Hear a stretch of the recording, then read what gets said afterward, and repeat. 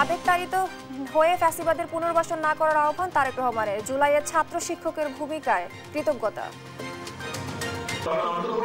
সরকারের অনেকটি অংশের সহায়তায় কেউ কেউ কি দেশে উদ্দেশ্যমূলক পরিস্থিতি তৈরি করতে চাইছে কি না, সোশ্যাল মিডিয়া সহ বিভিন্ন জায়গায় মানুষের কথা শুনে বোঝা যায় এই বিষয়কেও জনমনে জিজ্ঞাসা রয়েছে। আরেকটি লড়াই হবে দুর্নীতির বিরুদ্ধে। জাতীয় সমাবেশে জামায়াত আমির নতুন বাংলাদেশ গড়তে সমর্থন দেওয়ার আহ্বান। এ লড়াই বন্ধ হবে না। বাংলার মানুষের মুক্তি অর্জন হওয়া পর্যন্ত আমাদের লড়াই অব্যাহত থাকবে। খানাখন্দে ভরা গুলশানের লেকপাড়ের সড়ক বৃষ্টি হলে দেখা দেয় জলাবদ্ধতা। এলাকাবাসী সহ দূতাবাসে কর্মকর্তারা ভোগান্তিতে। ট্রাম্প প্রশাসনের শুল্কে বাংলাদেশে তৈরি পোশাক খাত অনিশ্চয়তায়। কূটনীতিক আলোচনা জোরদার করার তাগিদ ব্যবসায়ীদের। জুলাই শহীদ কামরুলের পরিবারে বিরাজ করছে শূন্যতা। ফ্যাসিস্ট আওয়ামী লীগের দৃষ্টান্তমূলক বিচার দেখতে চান অসহায় বাবা। গাজায় ইসরায়েলি হামলায় নিহত আরও 116 ফিলিস্তিনি। হামাসের কাছে জিম্মিদের মুক্তির দাবিতে তেল আবিবের বিক্ষোভ। এবং 3 ম্যাচের টি-20 সিরিজের প্রথম ম্যাচে পাকিস্তানের বিপক্ষে মাঠে নামবে বাংলাদেশ। মিরপুর ম্যাচ শুরু হবে বিকেল 6টায়। দেখছিলেন শিরোনাম সংবাদ সকালে, সঙ্গে আছি আমি স্নিগ্ধা খান। এবার বিস্তারিত। আবেগতাড়িত হয়ে ফ্যাসিবাদের পুনর্বাসন না করার আহ্বান জানিয়েছেন বিএনপির ভারপ্রাপ্ত চেয়ারম্যান তারেক রহমান। বিকেলে গণ অভ্যুত্থান 2024-এ বেসরকারি বিশ্ববিদ্যালয়ের শিক্ষক শিক্ষার্থীদের অবদান ও শহীদদের স্মরণ সভায় তিনি এই আহ্বান জানান। এ সময় সংস্কারের আগেই 24-এর গণহত্যার বিচার দাবি করেন শহীদ পরিবারের সদস্যরা। এম.এ. আজিমের রিপোর্ট। গণ অভ্যুত্থান 2024-এ বেসরকারি বিশ্ববিদ্যালয়ের শিক্ষক শিক্ষার্থীদের অবদান ও শহীদদের স্মরণ সভায় প্রধান অতিথি হিসেবে ভার্চুয়ালি যুক্ত হন বিএনপির ভারপ্রাপ্ত চেয়ারম্যান তারেক রহমান। এ সময় অভ্যুত্থানে স্বজনহারা পরিবারের সদস্যরা স্মরণ করেন অভ্যুত্থানের দিনগুলি। দাবি করেন নারকীয় এ হত্যার সঠিক বিচার, যা সংস্কারের থেকেও বেশি গুরুত্বপূর্ণ বলে মনে করেন তারা। যেদিন আমাদের মাথার উপর হেলিকপ্টার ঘোরা শুরু করেছিল, আমরা এখন দেখছি এই জুলাই জুড়ে জুলাই উদযাপনের জন্য আমাদের মাথার উপর অনেক ড্রোন ঘুরছে। আমরা ড্রোন শো দেখছি। আমরা মূলত দেখতে চাই যে এই হেলিকপ্টারগুলো গত জুলাইতে আমাদের মাথার উপর ঘুরেছিল, সেখান থেকে আমাদের যারা গুলি করেছিল আমরা আসলে তাদের ফেসগুলো, সেই কালপ্রিটগুলোকে দেখতে চাই। ড্রোন শট থেকেও যেটা গুরুত্বপূর্ণ, আল্লাহর কাছে ফরিয়াদ করেছে, আরে স্বৈরাচার সরকার তুই আমার সন্তানকে গুম করে দেওয়ার জন্য এত কিছু করলি, একটা আল্লাহ আছে উপরে, তিনি আমার সন্তানকে যদি ফিরাই দেয়, ওর আইডি কার্ড থেকে সে বলে গেছিল আইডি কার্ড থেকে আমাকে নিও, আইডি কার্ডকে তো পুড়িয়ে দিতে পারিস নাই, তোরা মানুষকে পুড়িয়ে দিছিস, এই আইডি কার্ড থেকে আমার সন্তানকে শনাক্ত করা হয়েছে যে আমার সন্তান। এদিকে ফেসিবাদের থাবা শহর থেকে গ্রামে 16 বছর ধরেই চলমান ছিল দাবি করেন বিএনপির শীর্ষ নেতারা। বলেন 24-এর অর্জন কোনো নির্দিষ্ট একটি দলের নয়, গণতন্ত্র উদ্ধারের সংগ্রাম এখনো চলমান বলে উল্লেখ করেন তারা। সংগ্রাম শেষ হয়নি, সামনে গণতন্ত্রের যে সংকট দেখা যাচ্ছে, সেই সংকট থেকে উত্তরণ করতে হলে আমাদেরকে অনেক সজাগ সতর্ক থাকতে হবে। আজকে গণতন্ত্রে উত্তরণের যে স্বপ্ন আমাদের, সেই স্বপ্নকে বাস্তবায়িত করতে হলে আমাদেরকে আরো সজাগ হয়ে আরো সতর্কতার সঙ্গে আমাদেরকে ভবিষ্যতের দিকে কাজ করতে হবে। 71-এর শহীদদের সাথে 24-এর শহীদরাও চিরস্মরণীয় ও সম্মানের উল্লেখ করেন বিএনপির ভারপ্রাপ্ত চেয়ারম্যান তারেক রহমান। 1971 সালে বাংলাদেশের স্বাধীনতা অর্জনের যুদ্ধে শহীদ মুক্তিযোদ্ধারা যেভাবে জনগণের হৃদয়ে স্মরণীয় বরণীয় হয়ে রয়েছেন এবং থাকবেন, ঠিক একইভাবে 2024 সালে দেশ এবং জনগণের স্বাধীনতা রক্ষার যুদ্ধে শহীদরাও আজীবন জনগণের হৃদয় স্মরণীয় বরণীয় হয়ে থাকবেন। নির্বাচন পেছাতে কেউ যাতে চক্রান্ত করতে না পারে সেদিকেও সজাগ থাকার আহ্বান জানান তারেক রহমান। বলেন, আবেগতাড়িত হয়ে ফ্যাসিবাদীদের যেন পুনর্বাসিত করা না হয়। কোনো আবেগ তাড়িত কিংবা ভুল সিদ্ধান্তের কারণে রাষ্ট্র রাজনীতিতে ভবিষ্যতে আর যাতে কোনো চরমপন্থা কিংবা ফ্যাসিবাদ পুনর্বাসিত হওয়ার সুযোগ না পায় সে ব্যাপারে আপনাদেরকে তথা সমগ্র দেশবাসীকে সতর্ক এবং দায়িত্বশীল ভূমিকা পালন করতে হবে। সম্পূর্ণরূপে ফ্যাসিবাদ নির্মূলে নির্বাচন ব্যবস্থা সুষ্ঠু করা প্রয়োজন বলে জানান তারেক রহমান। আজকের অনুষ্ঠানের আয়োজন এম এ আজিম, দেশ টিভি, ঢাকা। একটা লড়াই হয়েছে ফ্যাসিবাদের বিরুদ্ধে, এবার লড়াই হবে দুর্নীতির বিরুদ্ধে। দেশের মানুষের মুক্তি পর্যন্ত লড়াই চলবে। 7 দফা দাবিতে রাজধানীর সোহরাওয়ার্দী উদ্যানে জাতীয় সমাবেশে এসব কথা বলেন জামায়াতে ইসলামী আমির ডক্টর শফিকুর রহমান। আর দলটির শীর্ষ নেতারা বলেন, অবিলম্বে সংবিধানে পিআর পদ্ধতি অন্তর্ভুক্ত করতে হবে, না হয় আন্দোলন করে তা আদায় করা হবে। নিয়াজ মোর্শেদকে সঙ্গে নিয়ে ফাহিম ইউসুফের রিপোর্ট। লাখো জনতার স্লোগানে মুখর ঐতিহাসিক সোহরাওয়ার্দী উদ্যান। শনিবার 7 দফা দাবি আদায়ে দেশের বিভিন্ন প্রান্ত থেকে জাতীয় সমাবেশে যোগ দেন জামায়াতে ইসলামীর নেতাকর্মী ও সমর্থকরা। সাংস্কৃতিক অনুষ্ঠান শেষে বেলা 2টায় শুরু হয় মূল পর্ব। সমাবেশে যোগ দেয় এনসিপি, গণ অধিকার পরিষদ, ইসলামী আন্দোলন, হেফাজত ইসলাম সহ বিভিন্ন দল ও সংগঠনের নেতারা।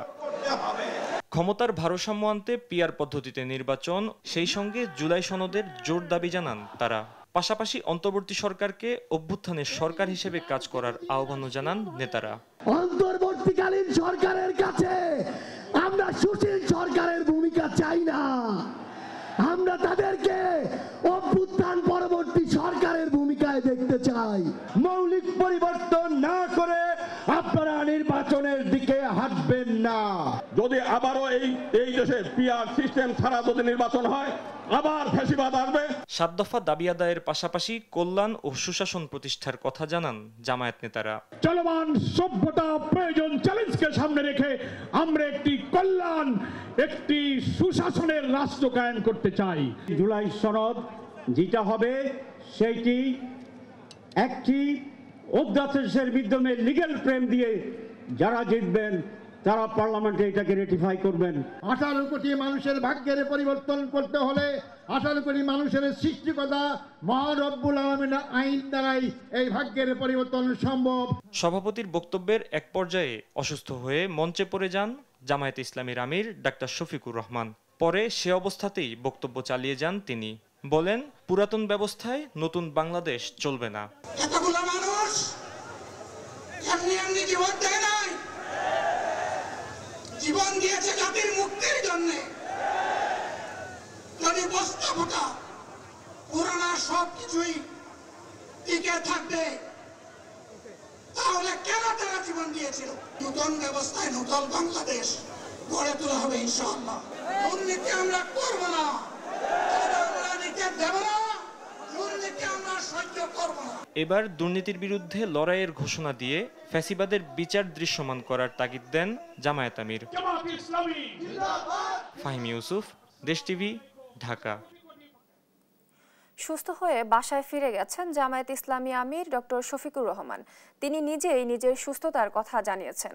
এর আগে তাকে দেখতে হাসপাতালে যান বিএনপির মহাসচিব মির্জা ফখরুল ইসলাম আলমগীর। তিনি বলেন, বর্তমান রাজনৈতিক প্রেক্ষাপটে জামায়াতে আমিরের সুস্থ হওয়াটা জরুরি। সাদ আহমেদের রিপোর্ট। দলের স্মরণকালের সবচেয়ে বড় সমাবেশে সভাপতির বক্তব্যে হঠাৎই মঞ্চে লুটিয়ে পড়েন জামাত ইসলামের আমির ডাক্তার শফিকুর রহমান। এ সময় নেতাকর্মীদের মধ্যে দেখা দেয় উদ্বেগ, উৎকণ্ঠা। পরে বসে বক্তব্য শেষ করেন তিনি। সমাবেশ শেষে তাকে ভর্তি করা হয় রাজধানীর একটি বেসরকারি হাসপাতালে। সেখানে তারেক রহমানের নির্দেশে তাকে দেখতে ছুটে যান বিএনপি মহাসচিব মির্জা ফখরুল ইসলাম আলমগীর।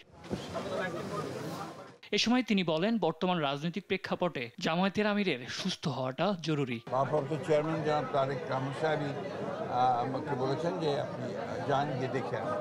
বাংলাদেশের রাজনীতির ক্রিটিক্যাল মোমেন্টে আপনার আমি সাহেবের সুস্থ হওয়াটা খুব জরুরি বলে আমরা মনে করি।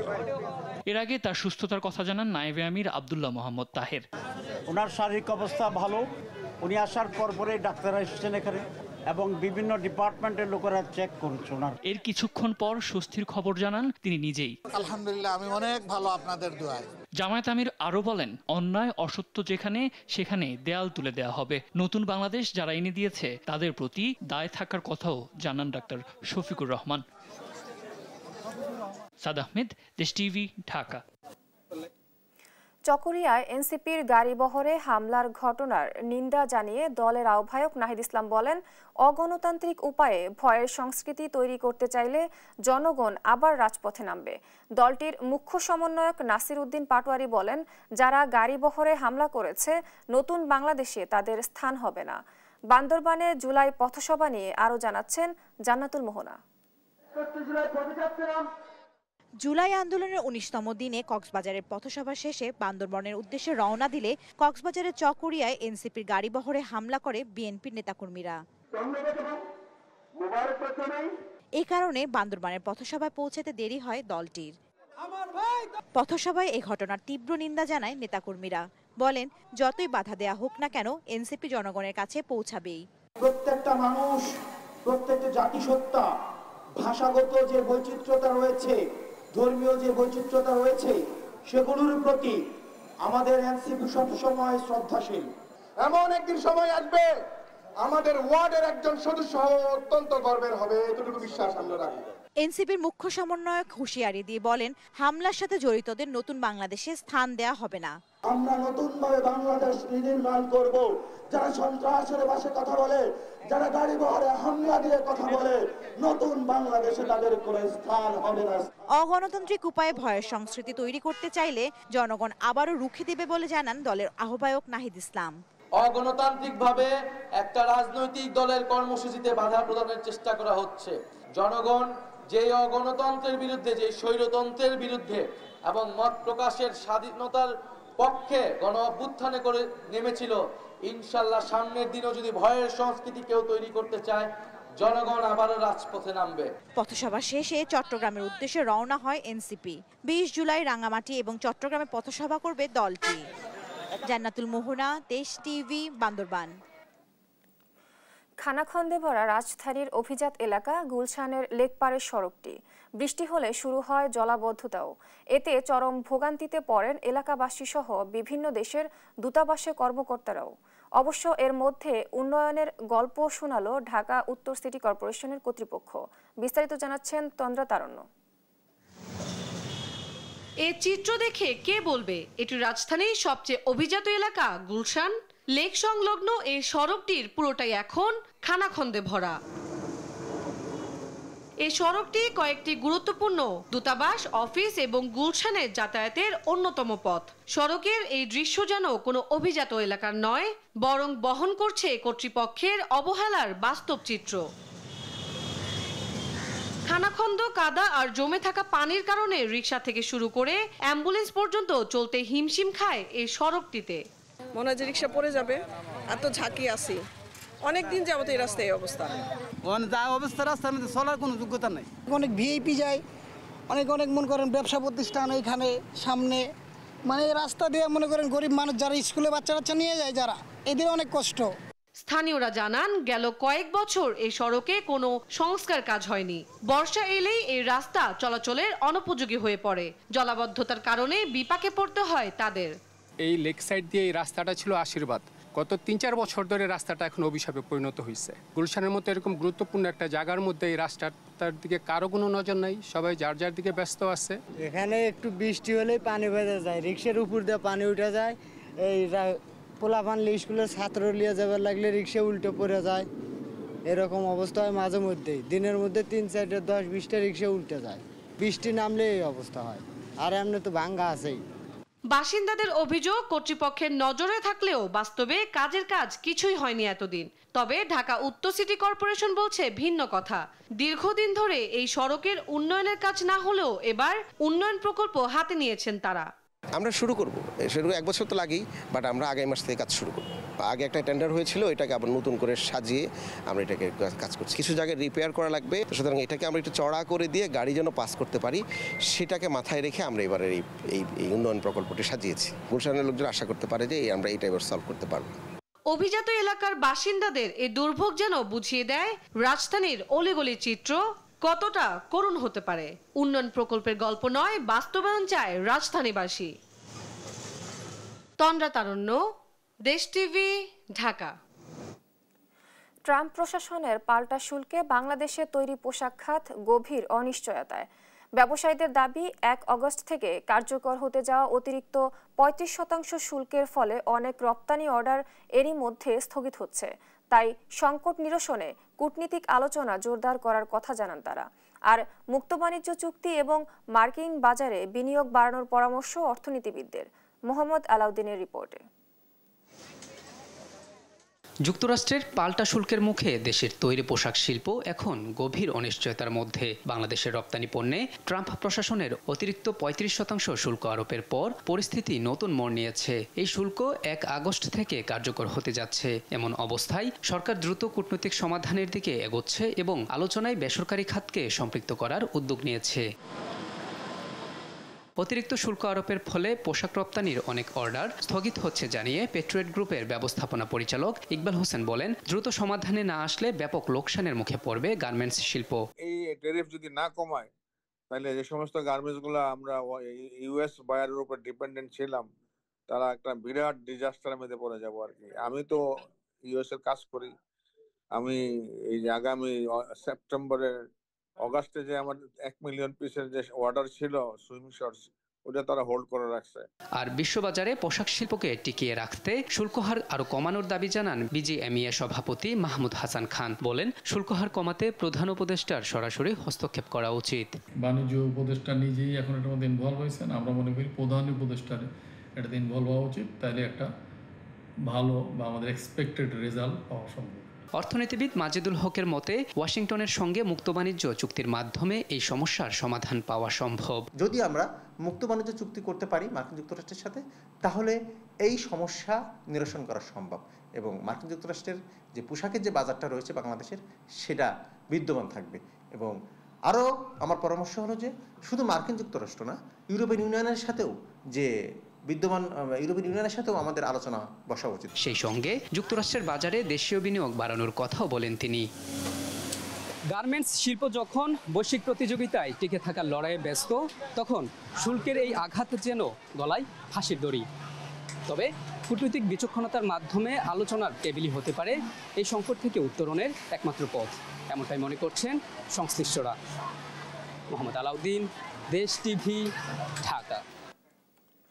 গোপালগঞ্জে শনিবার রাত 8টা থেকে জারি করা কারফিউ রবিবার ভোর 6টায় শিথিল হলেও জনজীবনে কাটেনি আতঙ্ক।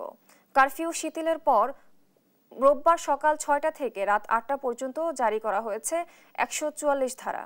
এই সময়কালে যে কোনো সভা, মিছিল বা জনসমাবেশ নিষিদ্ধ করা হয়েছে।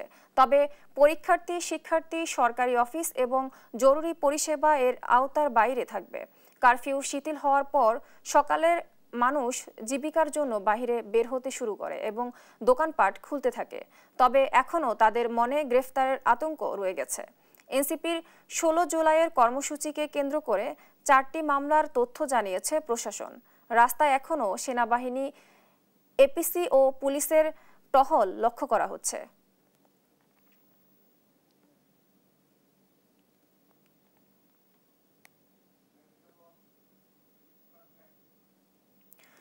গোপালগঞ্জের সর্বশেষ পরিস্থিতি জানাতে সরাসরি যুক্ত হচ্ছেন সহকর্মী জাবেরুল ইসলাম। জাবেরুল, গোপালগঞ্জের এখনকার পরিস্থিতি কি এবং কি বলছেন স্থানীয়রা আমাদের জানাবেন। আপনি জানেন যে গতকাল রাত 8টা থেকে আজ সকাল 6টা পর্যন্ত যে কারফিউ ছিল, কারফিউ শিথিল হওয়ার পর প্রশাসনের পক্ষ থেকে জারি করা হয়েছে 144 ধারা। এই 144 ধারা আজ সকাল 6টা থেকে রাত 8টা পর্যন্ত বলবৎ থাকবে। আমি এখন দাঁড়িয়ে আছি গোপালগঞ্জ শহরের সরকারি যে কলেজ রয়েছে সেই কলেজের সামনে।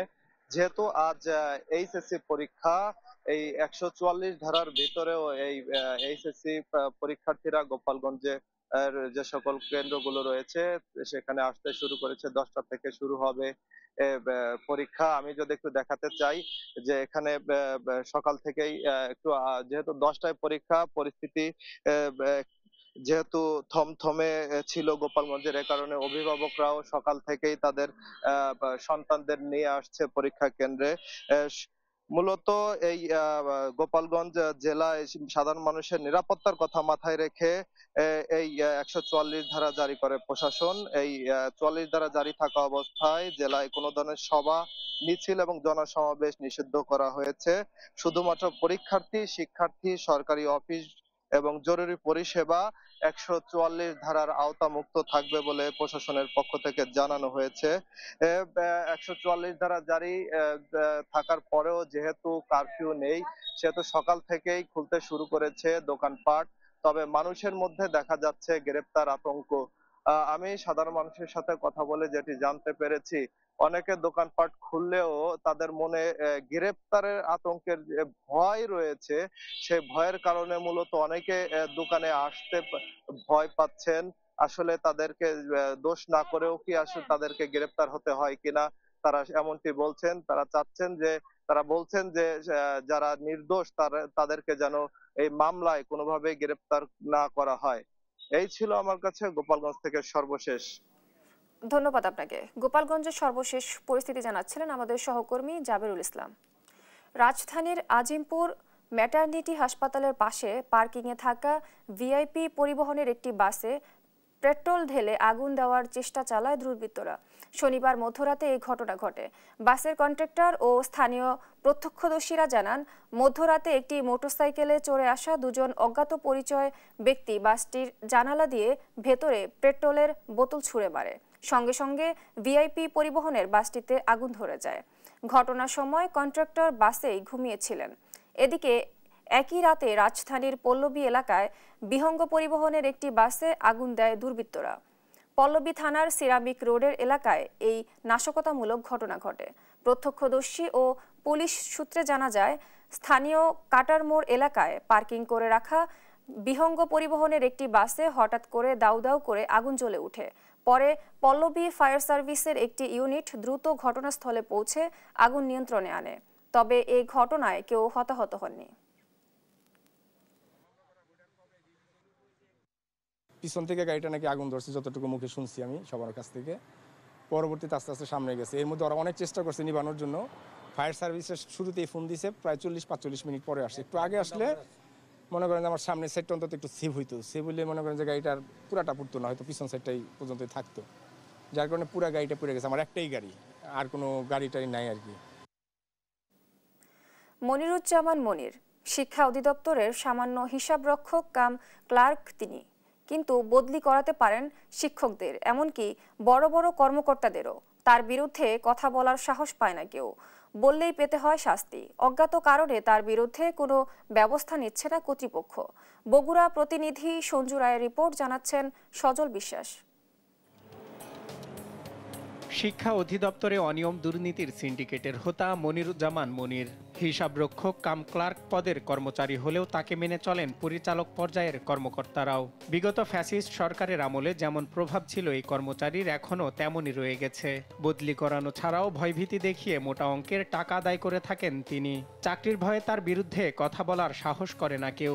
আগের কর্মস্থল বগুড়া সোনাতলা উপজেলায় শিক্ষা অফিসের হিসাবরক্ষক হিসেবে একই রকম দাপট ছিল তার। হাত বড় না, না কোনো হাত বড় না। বদলি করছিল ভাই পানিশমেন্ট ঠাকুর গা। আমাকে কি কয়? আপনাকে বদলি করেছে ওদেরই এক সহকর্মী প্রণয় গুরু। মানে ওনার বিরুদ্ধে কথা বললে তাকে বদলি করে? ওরা তো একটা আছে, ওরা তো একটা সংঘবদ্ধ চক্র ছিল। দেশ টিভির অনুসন্ধানে উঠে এসেছে মনিরের দুর্নীতির আদ্যপ্রান্ত। বগুড়ায় থাকতে মনির 13 মাস অফিসেই আসেননি। তদবির বাণিজ্যে পড়ে থাকতেন ঢাকায়। একদিনে এসে অফিসে হাজিরা খাতায় করে দিতেন সব দিনের সই। অফিসে আসেনি, ডাইরেক্টর স্যার বলে দিয়েছিল যে মাধ্যমিক স্যার আমাকে বলছিল। আমাদের অফিসে কোনো সময় তাকে আমি দেখিনি। আমি ফোনে তার জানতে পারছি যে তিনি সোনাতলায় কর্মরত ছিলেন। 3.5 মাস ছিলেন, 4.5 মাস ছিল। এর মধ্যে সে কন্টিনিউ অ্যাবসেন্টে ছিল। তদন্ত সাপেক্ষে মনিরের বিরুদ্ধে ব্যবস্থা নেওয়ার কথা বললেন বগুড়ার জেলা কর্মকর্তা। আদেশে সে বদলে আসছিল, সেখানে সে থাকে, তারপর সে বদলে আবার চলে আসবে।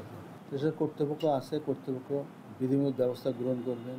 শিক্ষা বিভাগের ক্ষেত্রে কোনো অনিয়ম দুর্নীতির সাথে যুক্ত থাকে, অন্যায় করে পার পাওয়া যাবে না। যারা বিভিন্ন অন্যায় কাজের সাথে যুক্ত তারা যথাযথ বিধিমূলক শাস্তির আওতায় আসছে। বগুড়া থেকে মনিরকে 2023 সালে বাগেরহাটে বদলি করা হয়। এরপর তিনি চলে আসেন ঢাকায়, যোগ দিয়েছেন ঢাকা কলেজে হিসাবরক্ষক কাম ক্লার্ক হিসেবে। একাধিকবার না, আপনারা যতবার স্টুডেন্ট নিতে আসে ততবারই আমি না করছি। সজল বিশ্বাস, নিউজ ডেস্ক, দেশ টিভি। নতুন বাংলাদেশের স্বপ্ন নিয়ে জুলাই বিপ্লবে ঢাকার রাজপথে আন্দোলনে যোগ দিয়েছিলেন ব্রাহ্মণবাড়িয়ার তরুণ কামরুল মিয়া। এক পর্যায়ে 19 জুলাই ঢাকার বীরপুর 10-এ পুলিশের গুলিতে নিহত হন তিনি। এদিকে উপার্জনক্ষম প্রিয়জনকে হারিয়ে শূন্যতা বিরাজ করছে পরিবার জুড়ে। এই অবস্থায় নতুন বাংলাদেশে ফ্যাসিস্ট আওয়ামী লীগ সরকারের দৃষ্টান্তমূলক বিচার দেখতে চান শহীদ কামরুলের অসহায় বাবা। মেহেদী নূর পরশের পাঠানো তথ্য ছবিতে জানাচ্ছেন শামীম হোসেন। ছেলে হারানোর শোকে কাতর হয়ে পড়েছেন ব্রাহ্মণবাড়িয়ার নবীনগর উপজেলার কৃষ্ণনগর ইউনিয়নের গৌরনগর গ্রামের কৃষক নান্নু মিয়া। জুলাই বিপ্লবে শহীদ হয়েছেন প্রাণপ্রিয় ছেলে কামরুল মিয়া। তাতেও তার দুঃখ নেই, কারণ ছেলের টকবগে রক্ত অবদান রেখেছে নতুন বাংলাদেশের সূর্যোদয়ে। কামরুল স্থানীয় একটি মাদ্রাসায় প্রাথমিক শিক্ষা শেষে 2016 সালে জীবিকার সন্ধানে ঢাকায় চলে আসেন। ফার্নিচারের দোকানে শ্রমিক হিসেবে কাজ করা কামরুল আন্দোলন চলাকালে ছাত্র জনতার সাথে যোগ দিয়ে প্রথম দফায় গুলিবিদ্ধ হন। তবু দমে যাননি কামরুল। কিছুটা সুস্থ হয়ে আবারও 19 জুলাই রক্তচক্ষু উপেক্ষা করে সদল বলে আন্দোলনে ঝাঁপিয়ে পড়েন। বিকেলে মিরপুর 10 নম্বরে পুলিশের গুলিতে নিহত হন তিনি। মৃত্যুর 3 দিন পর ঢাকা থেকে তার লাশ এলাকায় এনে দাফন করে পরিবারের সদস্যরা। কামরুলের বাবা নান্নু মিয়া বলেন, সচ্ছলতা ফেরাতে বিদেশে যাবার স্বপ্ন ছিল তার ছেলের, সেই অনুযায়ী প্রস্তুতিও নিচ্ছিল, কিন্তু তার আগেই সে শহীদ হয়েছে। পিতার চাওয়া মৃত্যুর আগে দেশের মাটিতে পতিত আওয়ামী সরকারের বিচার দেখে যাওয়া। মিরপুর 10 নম্বর বংশকর কাজ করতো, গিয়া বৃহস্পতিবার গেছে, শুক্রবার গেছে, মোবাইল টোবাইল নেট সব বন্ধ, কোনো ইয়া নাই। আমার পুত্রের কোনো যোগাযোগ আমি করতে পারছি না। একটা ছেলে মারা গেছে, আগে বড় ছেলেটা, 3টা ছেলে আছে। 5 ওয়াক্ত নামাজ পড়তো, তার সংসারটা সেই পালতো, তার 4টা বোন, তার মা নাই। ব্রিটিশ সরকার আন্দোলনে 2-3 দিন যাবৎ সে আন্দোলনে ছিল। প্রথম দিনে আঘাত পেয়ে আছে, দ্বিতীয় দিনে আবার গেছে আত্মীয়। অত্যন্ত বর্বরতার সাথে হত্যাকাণ্ড ঘটেছে। আমার বাচ্চাদের লাশ আনতে গিয়ে আমরা অনেক কষ্ট করেছি। এই কারণে আমরা বর্তমান সরকারের কাছে দাবি করি যাতে বিগত জালেম সরকারের সুষ্ঠু বিচার হয়। জুলাই হতাহতদের রক্তে অর্জিত নতুন বাংলাদেশ আর কখনো পথ হারাবে না, এমনটাই প্রত্যাশা সকলের। শামীম হোসেন, নিউজ ডেস্ক, দেশ টিভি।